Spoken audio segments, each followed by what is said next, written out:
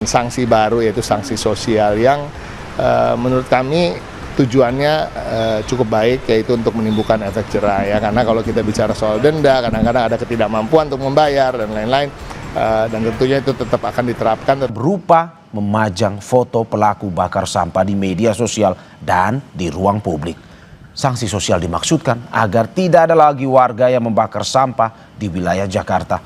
Stafsus Gubernur DKI Jakarta bidang komunikasi publik Ciko Hakim bilang, meski sanksi pidana sebenarnya sudah diatur dalam peraturan daerah, namun masih ada warga yang membandel dan dengan sadar membakar sampah di area terbuka. Pemerintah juga akan memaksimalkan CCTV yang sudah beroperasi di sejumlah titik di Jakarta, termasuk di permukiman untuk memantau aktivitas warga.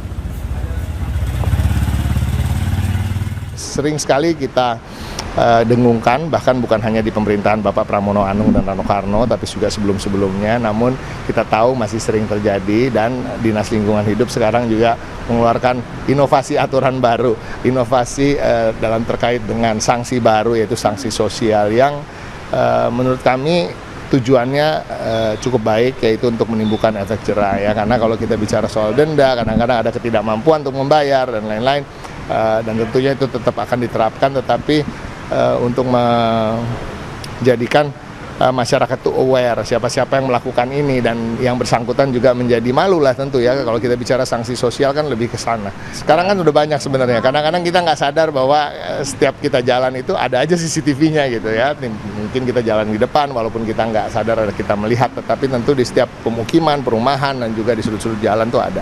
Dan ke depan tentunya itu juga akan diperbanyak demi menjaga keamanan dan kenyamanan di kota kita. Pengelolaan sampah sebenarnya sudah diatur dalam Undang-Undang Republik Indonesia Nomor 18 Tahun 2008 dalam pasal 29 berbunyi, larangan bagi setiap orang untuk melakukan tindakan pengelolaan sampah yang dengan membakar sampah yang tidak sesuai dengan persyaratan teknis pengelolaan sampah. Dalam undang-undang yang sama tentang pengelolaan sampah, di pasal 40 diatur pengelola sampah yang dengan sengaja melakukan kegiatan pengelolaan sampah yang dapat mengakibatkan gangguan kesehatan masyarakat dan pencemaran lingkungan diancam pidana penjara paling singkat 4 tahun dan denda 100 juta rupiah.